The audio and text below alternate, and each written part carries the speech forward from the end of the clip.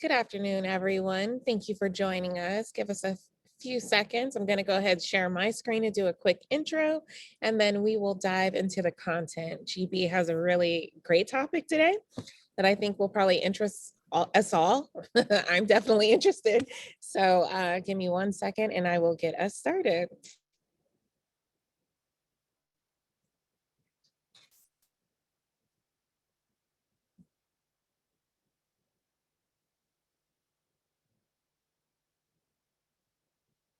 All right. So again, good afternoon. My name is Lauren Simpson. I'm with the SBDC, or the Small Business Development Center. We're a national program with over 1,000 locations across the country, and we offer no-cost services to local small businesses. And our services are at no cost to you because your tax dollars have already taken care of our fees. So for the Los Angeles network, we cover the areas of Los Angeles, Santa Barbara, and Ventura counties. And so we have centers located in each of those counties. You can see those represented on the map in front of you. You can see that we're as far out as Camarillo and Santa Clarita, all the way over to Pasadena, and then go all the way down to Long Beach. And so again, if you are within the Los Angeles, Santa Barbara, or Ventura counties, please be sure to get in contact with one of our centers. And you'll want to do so because we offer no cost business advising. And so you're able to sit one-on-one via Zoom. Currently, we aren't doing anything in person. All of our sessions are via Zoom with one of our business experts. And we have experts ranging in the fields of marketing to business planning, finances, taxes, licensing and permitting. You name it, we've got it. Be sure to get in contact with us. And then we also offer virtual trainings, much like the training you've joined today. So please get in contact with us. We'd love to help you. You can contact us via phone, 866-588-7232, or online at smallbizla.org/new client. Now, if you have reached us outside of the Los Angeles, Santa Barbara, or Ventura counties, then that means you're outside of our network. So please go to americassbdc.org/find-your-SBDC, and they will be able to assist you to get connected with a center near you. Quick housekeeping, let's be sure to put all questions into the questions in the Q&A, and then the chat will be reserved for any links or information that GB or Mike would like to share with you. Please be sure to keep those questions on topic. I know these sessions range when it comes to the topics that we address, but today let's stay on topic. GB has a really great presentation and I'm going to hand it over to him. So good afternoon, GB. Hi, Mike. Nice to see you guys. Hello, everybody. Good afternoon, everyone. I'll do my screen share. Let me know if it works.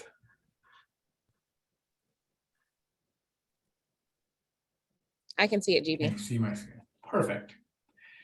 So student loan forgiveness is a hot topic right now for a variety of reasons. My quest today is to share with you some of the do's and don'ts of the student loan, or not do's and don'ts, what to expect, what not to expect, and the possible tax implications of making a decision to get your student loan forgiven. Mike, have you been following this topic, and would you like to add something? Well, recently there's been a development where a federal judge has blocked it, so to speak, put it on hold, and it gets complicated. And the Biden administration is forging their way through that process to have it unblocked. Correct. The timing when that will occur, the timing of when that will occur is still up in the air. We don't know how quickly this will be resolved, or if it will be resolved, quite honestly. And so can people still go to you'll go through what people can do and not do right now. I mean, I believe you can still go ahead and apply. Correct. I always tell my clients the worst that can happen is they can say no. So do apply, but apply properly to put the odds of success in your favor. But you're right, there's, no matter what you do in life, there's always winners and there's always losers. One of the court cases that has been weakened was a lot of the loan servicing agencies, they are going to lose money because they still have to do the processing, but they will not make commission on the thing. So they're like, just think the PPP issue. There were a lot of banks who were told you have to make the PPP loans, the interest rate was 1%, and the processing cost, the banks were like, why would we do this? We're not making interest on only 1%. And then on top of that, our processing costs are going to be so high. So that's another, the main legal challenge that a lot of companies who, somebody has to do paperwork. No matter what you do in life, there's always paperwork. And if you're told to do the paperwork for free, many people, many agencies balk at that. Like, no, we're not going to work for free. So you're right. There's a lot of winners and losers in this process. And my goal today is, if you apply, if you qualify, what to be mindful of from a tax point of view. So that's the scope of today's presentation. And Mike, I may have to leave at 12:55 today because I have to get on a call. Sorry, Sure, 1:55 today, so that we can go from there. So student loan forgiveness. First of all, the unknown. The unknown is what we have been told so far, that to qualify for student loan forgiveness as a single individual, you should make $125,000 or less. And if you're filing head of household, or if you're filing as married filing jointly, you should be making $250,000 or less. What we still don't know is, are we going to, or is the government going to qualify people purely on the 2021 income or also on 2022 income? And the reason for that is, especially for those of us who are self-employed, there could be a tendency to not book certain revenues or work less or do whatever needs to be done to qualify for the $125,000 or $250,000 mark. So the government and the IRS doesn't want people to play games. If you're W-2, it's hard for people to manipulate their income. Your salary or your hourly is what it is. So as of right now, the expectation is 2021 income, but there is confusion. There is talk that they could use 2022 income as well, especially for somebody who may be suffering an economic injury or some sort of issue. What also is unclear, are we talking about $250,000 or $125,000 of AGI or taxable income? So they're two very different things. AGI is your adjusted gross income. So this is where you made X amount of money and then you deducted a lot of things. Maybe if you're a teacher, you have student teacher expenses, maybe you put money in an IRA, maybe you have some other deduction. So to get to your AGI, so we're not sure right now. It's not clear which number, which line item on the tax return are they going to look at to determine the $125,000 versus the $250,000 mark, and what taxable year. So if it is forgiven and if there's a tax liability, just like with the ERTC, do you go back to the original date when you applied and you got the forgiveness, or when you applied, or when you get the forgiveness? So these are the unknown that we're dealing with. But the bigger unknown is California's treatment of this loan that will be potentially forgiven. So California has a non-conformity to the American Rescue Plan Act, which states, this was during the pandemic, that if any of your student loans are forgiven between the taxable year 2021 and 2025, that forgiveness is exempt from federal income taxes. So if your loans were forgiven in 2020, or if your loans are forgiven in 2026, you will have to pay in federal income taxes on that forgiveness, most likely, unless they extend or unless they create a new exception. But under the current American Rescue Plan, anything forgiven between 2021 and 2025 is going to be non-taxable. But California does not specifically conform to that. So what that means is that if California doesn't conform, or they don't pass their own version of what may or may not be forgiven and exempt from taxes, we may end up where your forgiveness be exempt from the federal income taxes, but not the state income taxes. Again, using the PPP example, federal government ruled if your PPP is forgiven, no taxable income, and you can deduct your expenses paid for by PPP. Whereas California said, wait a second, if your PPP is forgiven, we will only allow you to deduct the expenses if you saw a reduction in gross revenue of 25% or more. So this is where California deliberately chose not to conform to the federal law, and they have their own limitation on it. So California may have its own limitation, whether it's income, whether it's dependence, or whatever it may be. So as of right now, apply for the student loan forgiveness, but we don't know the pure taxability of it, and we don't know what tax year will be used, and we don't know how exactly the 125 and the 250,000 will be defined. Any questions on this, Mike? No, this makes sense. The forgiveness portion is extremely important for people to understand. Normally, Yes. that's forgiven or taxable, but it may or may not Yes. be, depending if it's federal or state Correct. regulations. Correct. Now the loan qualification, not every loan qualifies. So which loans qualify? If you have a federal direct loan, which is subsidized or unsubsidized, that loan qualifies. You may have 10,000 or 20,000, depending upon if you had a Pell Grant or not. But if you have a federal direct loan, which means the U.S. Department of Education directly made the loan, it is qualified. If you have a Parent Plus loan, that qualifies. If you have a Graduate Plus loan, it qualifies. However, the FFEL, which is a Federal Family Education Loan, and the Perkin loan, they're not eligible for this forgiveness unless you are in default. So this is where if you are in default already, they may be subject to forgiveness, but otherwise by default, as you can see, Perkin loans and FFEL, and especially private loans. So if you have a student loan made to you by a private institution, even though it may be guaranteed by the federal government, but it's a private institution who made you that loan, that is not subject to forgiveness under the Biden's plan for this student loan forgiveness. So not every loan qualifies, and the FFEL loans were made from 1965 to 2010. So if you went to college, or if your family member went to college in 2011 or later, you probably don't have the FFEL because it was taken away. But if you have a student loan from previously, it is imperative that you check who made the loan and under what conditions. You may or may not qualify unless under the FFEL and Perkins, you are in default. Anything on that, Mike, that may have come to your mind? Yes, the problem is that the colleges and universities don't keep records past a certain They date. don't. I forget the 7 years, 10 years, but at some point they purge their records. So if you received a loan back in 1975, Mhm. the university may not have a record. You may not know what type of loan you have. Additionally, the federal government is having trouble tracking back to dates that far behind. It's on tape.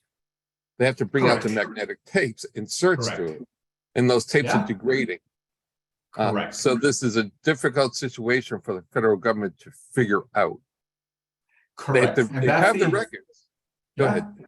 No, forget 1975. I still think I'm relatively young. I went to college from 2000 to 2004. That's way beyond the record keeping period. That was 16 years ago that I graduated. So, it's this is another reason why this program is in jeopardy, because a lot of the processors, student loans were made, then they were sold and resold and resold. People refinanced, and the government and MOHELA and all these different agencies don't have their records. So they're like, all right, what if we cannot prove which type of loan it was? And the challenge is that, taking MOHELA as an example, they have a variety of loans, sometimes made to the same student. And one of the things that was suggested to a lot of the students was, hey, contact MOHELA or contact the other loan processor and tell them that you want your FFEL loans or your Perkin loans to be refinanced into a federal direct loan. It's possible. The challenge is the federal government gave only 5 weeks to make it happen.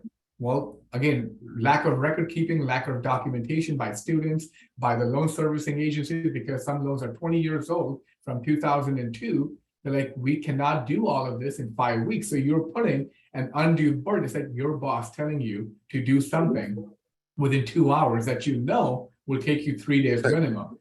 So that's a challenge. And this is why if you or a family member has good record keeping, you may be in luck because you have the documentation to back up your assertion. Good points, Mike. Yeah. So let's see, California determination. Right now, California conforms to the federal law for student loan forgiveness conforms up to January 1st, 2015. The American Rescue Plan is dated 2021, so there's a 6-year gap, and California still hasn't made up its mind how they will treat it. I think they're just waiting for the federal government to figure out what they want to do, what they want to forgive, and how they want to go about it. So they're not wasting their time to like figure it out, and then we'll figure it out on our own, depending upon what happens in the elections.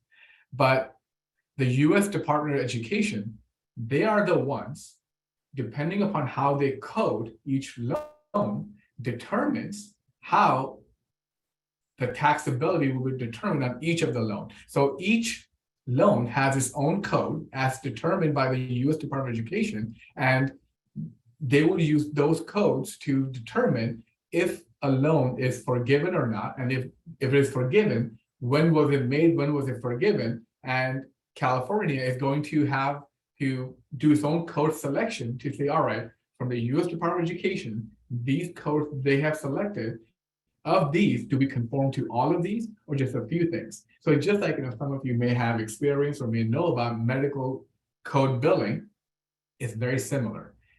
Billions upon billions, if not trillions, of these loans have been made, and somebody somewhere has to keep track of it. And data integrity is always an issue. Some of us may remember Y2K bug, right? Everybody was using 2 digits to track dates, which was going to go back to 00 when year 2000 rolled around, and it could have had a huge impact on everybody's accounting and everything else. So using that as an example, as you navigate the student loan forgiveness program, it's not just somebody saying, you get a forgiveness and you get a forgiveness and you get a forgiveness.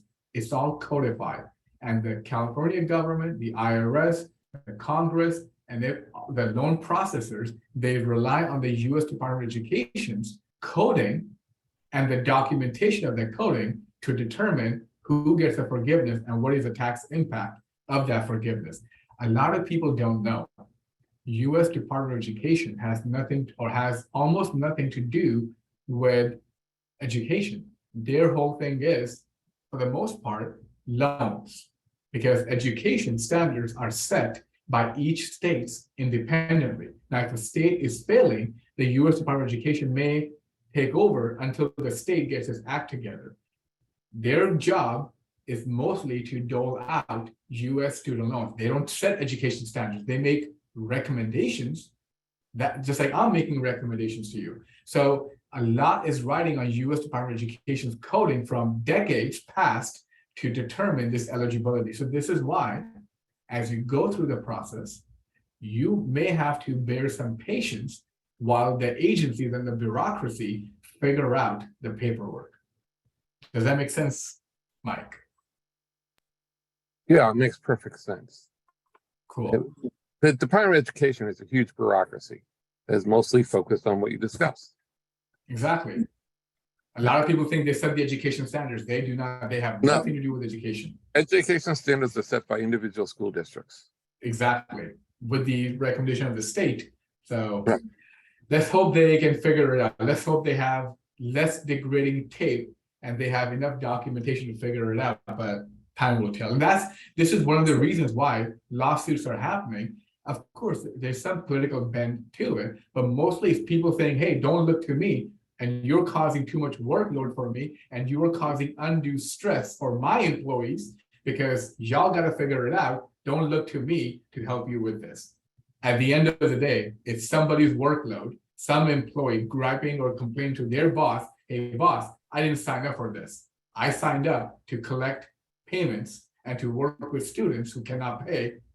I'm not going to do this. So that's one of the reasons why so many lawsuits are happening. And this is a reason why a few weeks back, Biden excluded about 700,000 students from the forgiveness because basically no paperwork. So all those 700 students, my heart goes out to them. They are getting crushed in the system. So again, the idea is have patience. If you have documentation, hold on to it. And going forward, any documentation, hold on to it. Don't just follow the 7-year law, 7-year rule. Anything important, keep it. All right, there are some current exemptions that still apply. Remember, the Biden's plan is just one of the ways to get student loan forgiveness. It's a political promise that they're trying to fulfill, but there are many, many other ways to get your student loan forgiveness to which California conforms. So for example, maybe you went to college, you got a degree, maybe you became a doctor, and you serve as a doctor for a certain period of time in certain areas, mostly underserved areas in California, you are eligible for student loan forgiveness. You don't have to wait for a politician's promise. And California conforms to it, which means federal government will give you tax-free forgiveness, and California will give you a tax-free forgiveness. So certain professionals in certain areas, serving for a certain time period, you could be an architect, you could be an engineer, a certain area that needs that underserved area, you can have a portion of your student loans forgiven. Then there's always the public service work area. So if you work for a nonprofit, if you work for a state or federal government, if you work for a Peace Corps, you can have a portion of your student loans forgiven tax-free by the federal government and the state government. These programs are hard to qualify for. And again, here's the thing though, I have heard many horror stories where somebody worked for 10 years for a nonprofit or a public or a state agency. They went to go apply for the forgiveness, and some bureaucrat said, you missed this one check in the box. Because of that, 10 years of your work is gone. I mean, you still did good work, and you still maybe made a decent paycheck, but your goal was to get the student loan forgiven. And by the way, under that program, you could have $500,000 worth of student loan. It's all forgiven, debt-free, tax-free. But again, documentation, documentation, documentation. You don't want to miss some bureaucrats checking the box, or don't forget to dot an I across the T that can jeopardize your forgiveness, but that is still there.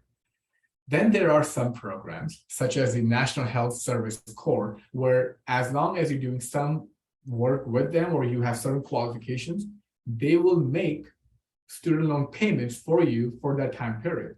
They don't forgive the entire loan, but as long as you qualify under their program, they will make you student loan payments, not you, and that is also tax-free. Of course, unfortunately, there's a student's death, the loans are forgiven, and also under certain cases, if you have a certain disability, you can have your student loans forgiven with no taxability by California, in many cases by the federal government as well. The reason I bring this up is because these exceptions still apply, and you can and you should apply for the $10,000 or the $20,000 forgiveness, but remember, there are other programs under which you qualify for forgiveness, and these programs have been around for years, and they have had their kinks ironed out. You can do it all. That's what I'm trying to say. Anything you want to add to that, Mike? I thought there was a program for those who served in the military, but I could be wrong. There are. No, there are actually. If you do that, so that's the thing though. It's a lot of times people serve in the military. They work for a nonprofit. They take up state and federal jobs. Yeah. They have altruistic ideas. They want to serve their nation. They want to do good. But a lot of times these people, I have some clients who do that, and I tell them, yeah, you will not make a lot of money, but you will also not pay so much money in taxes. Plus, you will have your student loans forgiven. So I have a client of mine, she's a lawyer. She worked with a nonprofit for 10 years. She had $500,000 worth of student loans forgiven. That's $50,000 a year on average of hers. And she was making $50,000. So she still pocketed $100,000, but the other $50,000 came tax-free. Whereas if she was working for a law firm, she would have made maybe $120,000. A good chunk of that would have gone to taxes anyways, and she would have had to work 80 hours plus no work-life balance. I have another client who did a couple of years with the Peace Corps, got his student loans forgiven. So, the old saying, no good deed shall go unpunished. When it comes to student loans, there are enough good deeds that may go rewarded if you know how to navigate the bureaucratic system that usually exists in any government program. I mean, think of the DMV. My wife, she went to renew her license a few months back. She came back all excited. Hey, honey, guess what? I no longer need corrective lenses. They took that restriction off my license. I'm like, really? And there was a restriction on there. I Googled it. I said, Brenda, I'm sorry to tell you, you can no longer drive on the freeways because somebody at the DMV took away the corrective lens, but replaced it with no freeway driving. So she got upset. She went back the next day, talked to the manager, like, we're so sorry. They fixed it. And I Googled it again. And I said, honey, now you can no longer drive at nighttime. All of this happened within a scope of 3 days with different employees at the same DMV with different managers. And then we finally had to go back and 3 managers to get involved. They had to get Sacramento involved to figure the whole mess out. It's a bureaucratic system. Expect it, navigate it accordingly. Don't expect an easy process. I'm not being cynical. There's a difference in public and private sector. And that's what we're dealing with here. Navigate accordingly. These programs that I'm talking about have been around for a while. They're great programs. You can do good in the world, make less money, pay less taxes, and get your student loan forgiven with no taxability. Does that make sense, Mike? Makes perfect sense. Perfect. Please continue. Thank you, sir.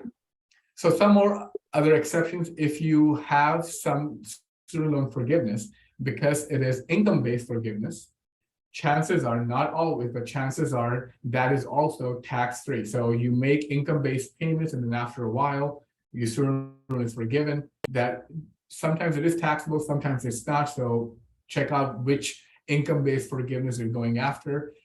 If you happen to be a victim of a diploma mill school, you have any student loans forgiven up until tax year 2024 are also subject to tax exemption, which means you signed up for a program, it turned out to be a diploma mill, and you took money out to pay for that program, and now you have a degree that is worthless. You can apply for the forgiveness under that exception up until 2024, and you will not have to pay taxes on that student loan forgiveness. Something else that a lot of people don't know about is bankruptcy and insolvency. So if your student, now it's difficult, insolvency and bankruptcy are difficult, but there's a lot of misinformation out there that I'm going to talk about a little bit briefly. But if you are declared insolvent, or if you file for bankruptcy and your student loans are forgiven, it is tax-free. So we'll talk about bankruptcy in a second. Insolvency means basically there's a title qualification for it, but in a nutshell, insolvency means your debt far outweigh your assets, which means it's just you're insolvent. There's no, it will take a miracle for you to be able to use your assets to pay off your liabilities. You may not have to file for bankruptcy, but you're declared insolvent by an arbitrator or by a court or by some agency that has the authority to use a magic wand and forgive your debt. That is basically insolvency. Bankruptcy, as you may know, our right to bankruptcy is protected under the US Constitution. The founding fathers had experienced debtor's prison in Europe and in Asia and many other countries. So they did not want to have debtor's prisons here. So this is why there's a special bankruptcy court that hears bankruptcy cases, because it's a constitutionally protected right to bankruptcy with a few exceptions. But if you qualify for bankruptcy, your debts, any and all debts ever forgiven, are forgiven tax-free. So before I go into bankruptcy, you have anything to add to that, Mike? No, I did put a link into the chat room for the public service forgiveness program, which does include military service, by the way. So Okay. if people want to know more about that, folks can click on that link. Perfect. Thank you, sir. I appreciate it. So bankruptcy, we all know, we have all heard that you cannot discharge your student loan debt in bankruptcy. And that is true up until, I believe, 1965.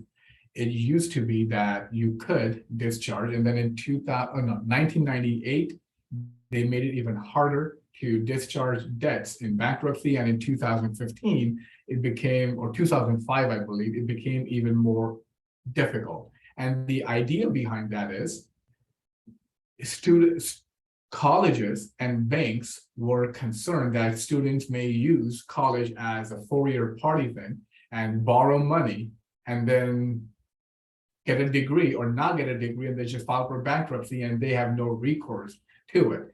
Do people do that with credit card debt? Yes, they do. But the banks and the schools were concerned that they cannot rely on a 17 or an 18 or a 19-year-old to be fiscally responsible to borrow this debt and not worry about paying it back. You may agree with it, you may disagree with it. That's a logic that was used by schools, by banks, and the US Congress in 1998, in 1965, in 1998, and in 2005 agreed to that thinking. And this is why we are where we are. But given the current bankruptcy code, there is something called the Brenner's test. It's very hard to qualify, but if somebody is in dire straits, if they are having, because of the student loan debt, I mean, they could be in bankruptcy and they have other debt, credit card debt, home loan debt, investor debt. They have, I don't know, automobile debt. They bought a boat, they bought a plane, they bought whatever. They got all this debt, but they also have student loan debt.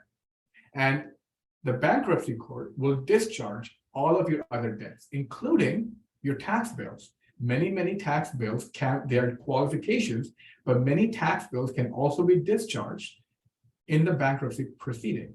After all is said and done, you are left with student loan debt. And if you cannot discharge it and to service that debt, which means to make your monthly payments, you can demonstrate, your lawyer can demonstrate that it will prohibit you from maintaining the minimum standard of living. Then you could potentially discharge student loan debt in bankruptcy. They also have to show that it's not just right now. If you, not only will it prohibit you from maintaining your standard of living right now, but if you are likely to continue the payment, your lifestyle, your living lifestyle will not meet the minimum standard of living. That's another criteria. And what you have to show is that you may be in default, but you have been trying to make a good faith effort, a good faith attempt to pay those loans. So it's not like, oh yeah, I'm just sitting at home doing nothing. No, you have done the best you can. You cannot make it. You have tried your best. You have tried to maintain a living of standard. You cannot. And if you continue to make these payments, or if you are expected to continue to make these payments, your lifestyle can be grossly undervalued. You may qualify to discharge student loan debt in bankruptcy.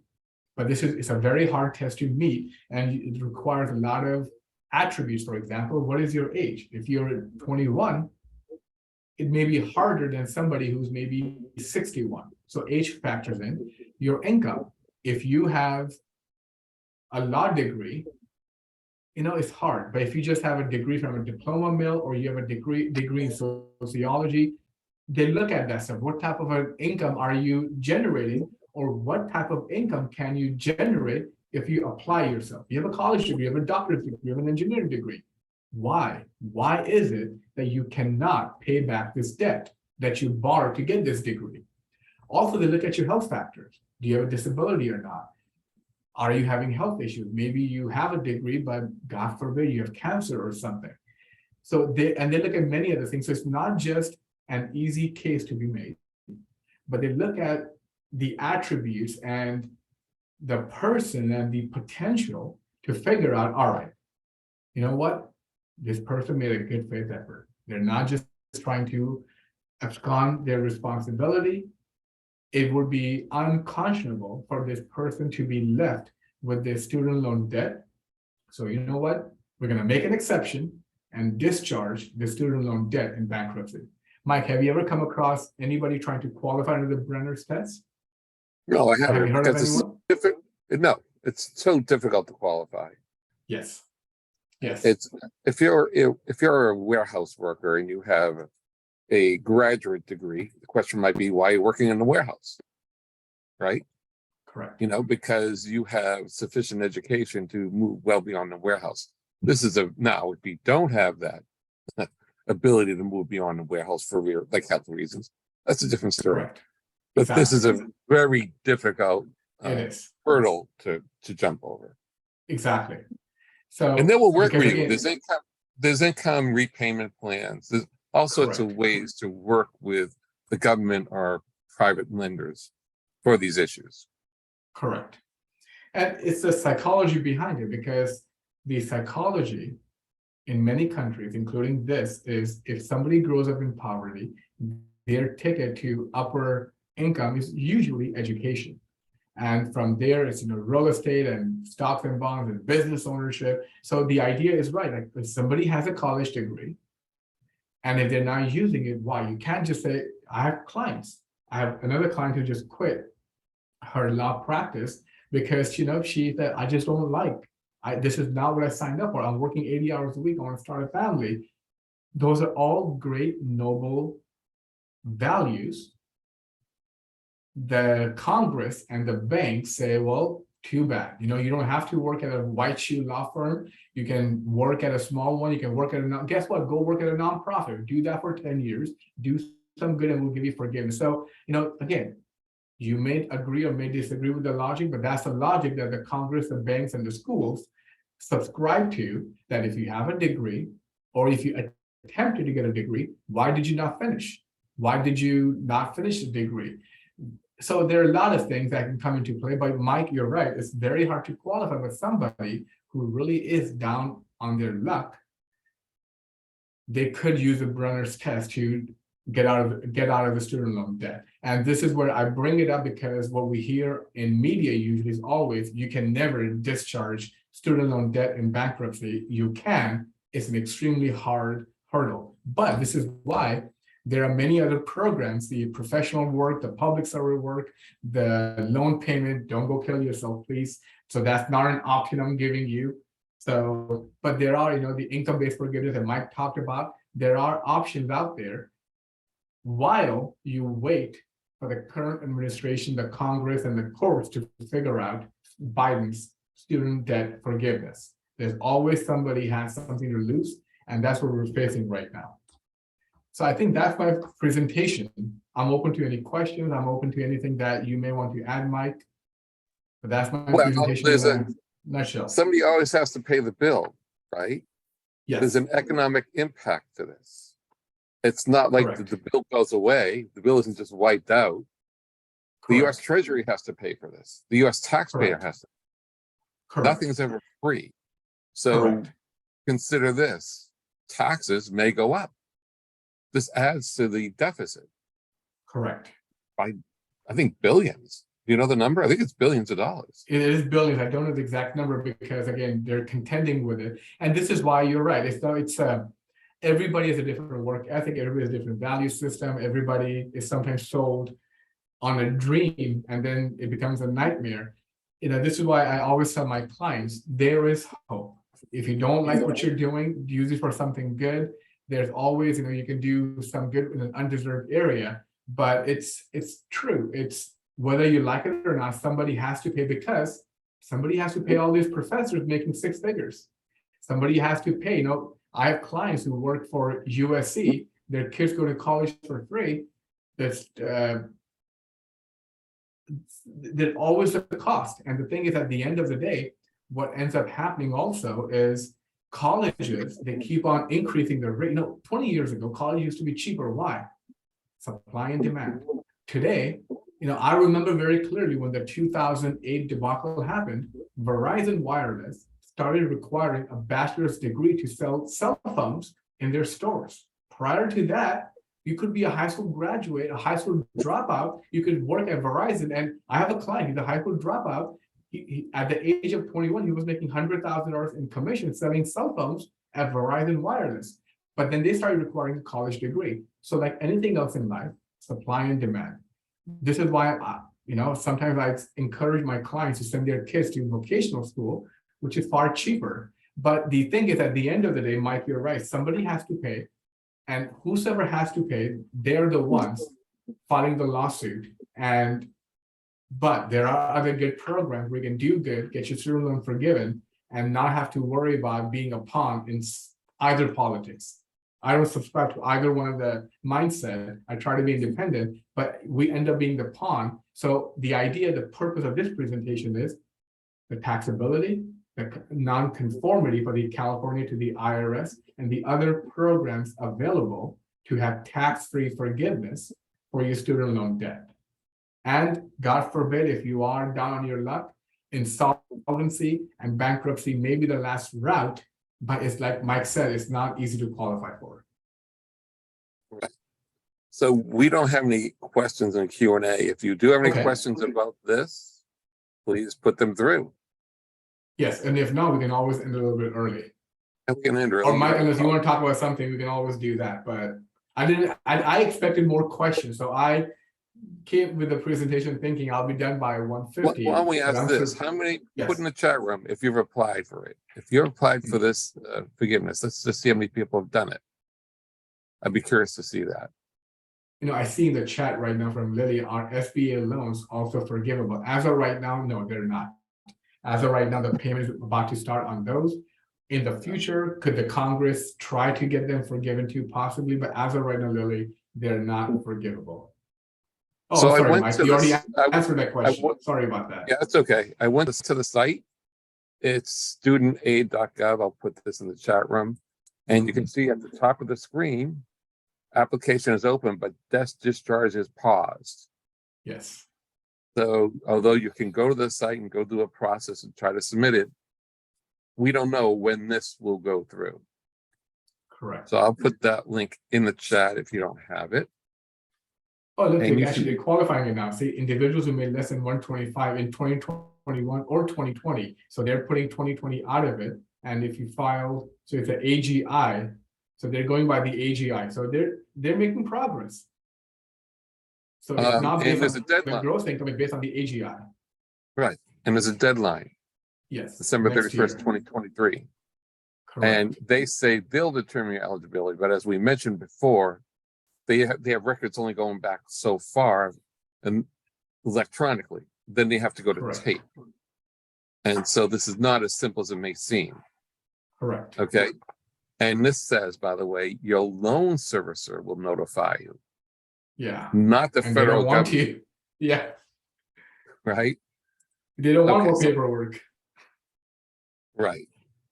Okay, let's see if there's any other questions. Someone's applying now. Good. Yeah, you should go to the site and apply, but we'll see what happens. Okay, so there's no more questions that have come in, G and GB. I appreciate your time. Thank you. And I hope you have a good call. And you Thank have you, a sir. topic planned for next week? No, actually, I was going to ask you if you want, we can start alternating that you present and I present. Do you want to Sure. present next week? Yeah, Lauren and I have a presentation on digital metrics, Okay, digital marketing metrics like cost per lead, cost per acquisition, okay, which I think are really important for people to understand because it's confusing to a lot of people.